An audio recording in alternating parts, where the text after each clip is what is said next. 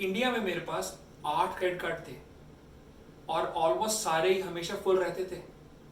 पर यहाँ पर मेरे पास सिर्फ 2 क्रेडिट कार्ड है और कोई भी क्रेडिट कार्ड 30% से ऊपर यूज नहीं करता।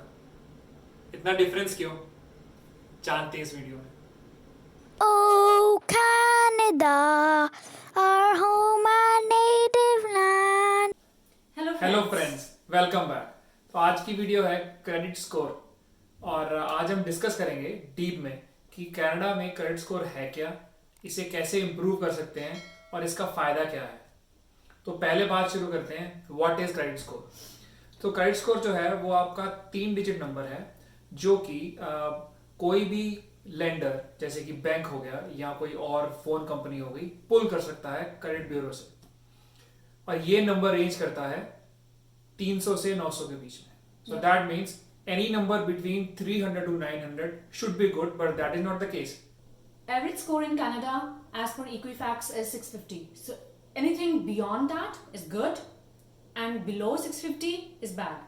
You may face issues getting loans, credit cards and phone bills, phone connections, sorry.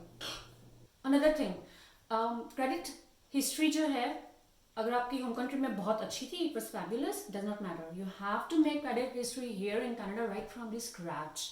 India के अंदर ट्रांस यूनियन और इक्विफैक्स है, कनाडा में भी ट्रांस यूनियन और इक्विफैक्स है। बहुत बंदे ये भी सोचते हैं कि अगर हम अपनी क्रेडिट हिस्ट्री इंडिया से पुल करके यहाँ ले आएंगे तो वो नहीं चलती, बिकॉज कंपनी सेम है बट आइडेंटिटी डिफरेंट है। सो इंडिया का क्रेडिट स्कोर इंडिया में रह गया, यहाँ का स्क्रैच से शुरू करना है from zero. Exactly. So why and where credit history is needed? Landlords check कर सकते हैं before giving you any rental accommodation.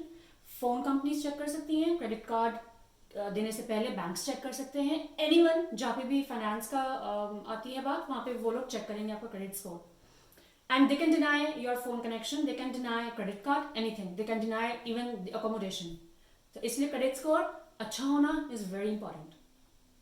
और फ्यूचर में जब आप मॉर्गेज लेने जाएंगे तब जो रेट ऑफ इंटरेस्ट है वो डिपेंड करता है कि आपका क्रेडिट स्कोर कितना अच्छा है। अगर वो बैड है तो वो डिनाई कर सकते हैं, नहीं तो आपको बोलेंगे कि हम आपको ज्यादा इंटरेस्ट पे मॉर्गेज देंगे। And same goes for car loan. तो एक्चुअली में क्रेडिट स्कोर शुरू कहाँ से होता है? जैसे ही आप कनाडा में लैंड करते हैं आप बैंक अकाउंट खुलवाते हैं, या हो सकता है आप इंडिया से बैंक अकाउंट खुलवा के आए। तो जैसे ही आप लैंड करेंगे आपका क्रेडिट स्कोर बनना शुरू हो जाएगा। Exactly. So ये तो था कि अब तक why is credit card needed. Now comes credit score के components क्या क्या हैं? So the first thing comes here is payment history. So payment history is how you are good on giving back to the lender. Whenever you are taking a loan or your monthly bills, if you are paying that on time, that counts to your good payment history. And that is 35% of the chunk, which is good, like big part. Biggest chunk, yeah. Next is used credit versus available credit, which constitutes 30% of your credit score.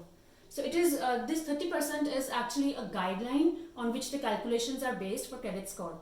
Say I have a credit card with $10,000 limit and month on month I'm using $7,000 on it.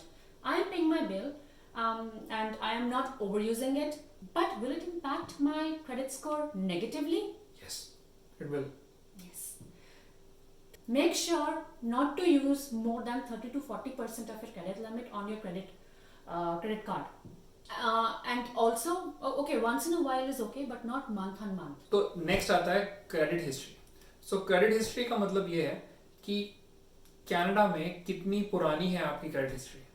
So it starts when you land. So as you spend time in Canada, your credit history actually builds up slowly. So that constitutes of 15% of the chunk. So next is public records, which constitutes 10%. इसमें आता है कि अगर आपने कभी in the past bankruptcy file की है या फिर lenders are chasing you for collecting some dues which are over your head, that constitutes in this public records. So the next one is inquiries, which constitutes another 10%, the last 10%. Now say मुझे loan लेना है, car loan, और मैं I'm going to bank 1, वो मेरा credit score check किया, bank 2 उन्होंने मेरा क्रेडिट स्कोर चेक किया, bank 3 every bank is checking my credit score, मुझे रेट ऑफ इंटरेस्ट अच्छा चाहिए तो मैं हर बैंक को कह रही हूँ ओके चेक करते रहो, that will decrease your credit score. इतनी बार क्रेडिट स्कोर चेक्स नहीं कर सकते हैं, not even banks can do it. Banks will need your permission to check the credit score, and if you are giving permission to every bank to check the credit score, that is counted as a negative credit score. Don't do that. So, और इसी में आता है hard hit and soft hit. Please explain. Okay. I'm bad at it. No worries. So hard hit तब लगता है जब आपका लेंडर क्रेडिट कार्ड ब्यूरो को एक रिक्वेस्ट भेजता है कि मुझे डिटेल में इसकी क्रेडिट हिस्ट्री चाहिए। और ये नॉर्मली कब होता है, जब आप मॉर्गेज लेने जाते हैं या आप कोई बड़ा लोन लेने जाते हैं जैसे कि कार लोन। और सॉफ्ट हिट कब होता है, जब एक लेंडर क्रेडिट ब्यूरो को एक रिक्वेस्ट भेजता है मुझे सिर्फ इसका क्रेडिट स्कोर बता दें, बस दैट्स इट, नंबर चाहिए मुझे, डिटेल नहीं चाहिए। और ये नॉर्मली तब होता है जब आप प्री अप्रूव कराने जाते हैं अपना लोन। एक यहाँ पे मिथ है कि क्या फोन कंपनी सॉफ्ट हिट मारते हैं या हार्ड हिट करते हैं, तो उसका आंसर है कि वो हमेशा हार्ड हिट करते हैं। तो यानी कि आप जितनी बार फोन कनेक्शन चेंज करेंगे आपके क्रेडिट स्कोर पे हिट लगेगा, राइट, एंड वो हिट दैट लगेगा। Will impact your credit score. Yes. Okay. So the last section is tips. If you already have made few blunders and your credit score has dipped, there are few tips by which you can increase your credit score. Here are a few tips on your screen. So first one is TFSA, which is tax free saving account. Tax free saving account में आप अगर पैसा डालेंगे तो credit bureau को लगता है कि आप सेविंग्स कर रहे हैं। Next is on time payments, which you already know, paying your all bills on time. Exactly. Bills, loans, mortgages, everything on time. Start paying it on time. Third, do not take more than 3 credit cards. So basically जो credit bureau है वो ये सोचता है कि अगर आपके पास 3 या 4 से ज्यादा क्रेडिट कार्ड होंगे तो आपने अपनी क्रेडिट लेने की लिमिट बढ़ा रखी है, तो इसलिए क्रेडिट कार्ड 2 या 3 रखें, उससे ज्यादा नहीं। और एक गोल्डन रूल है, जो भी क्रेडिट कार्ड आप खुलवाएंगे वो कभी बंद नहीं करवाना है। Exactly. बिकॉज उसी के थ्रू सारी हिस्ट्री बनती है आपकी, और अगर आप उसको बंद करवा देंगे तो क्रेडिट स्कोर आपका लो रहेगा। Stop using your debit card more and more. Use credit card. If you're not using it at all, you're not making your credit score at all. Don't go over the limit. Do not cross the timelines of your bill payment.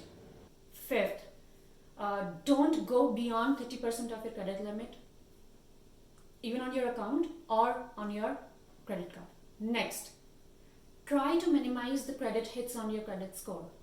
बार बार credit history pull नहीं करवाइए, जल्दी जल्दी नहीं होनी चाहिए, frequently. But अगर आपको अपना फोन कनेक्शन चेंज करना है तो ये ना हो कि आप एक ही महीने में फटाफट हिट करवाएं। It should be delayed. So the last tip is take line of credit and use it wisely. Line of credit होता है जो बैंक आपको एक वर्चुअल अकाउंट बना के देता है, आप कभी भी उससे क्रेडिट पे पैसे उठा सकते हैं। वो आप वाइजली यूज करें, टाइम पे वापस करें, तो क्रेडिट ब्यूरो को लगता है कि आप अपने फाइनेंसेस अच्छे तरीके से मैनेज कर रहे हैं। और इससे क्रेडिट स्कोर बहुत जल्दी पुल अप होता है, लाइन ऑफ क्रेडिट को टाइम पे रीपे करने से। This is a very good tip.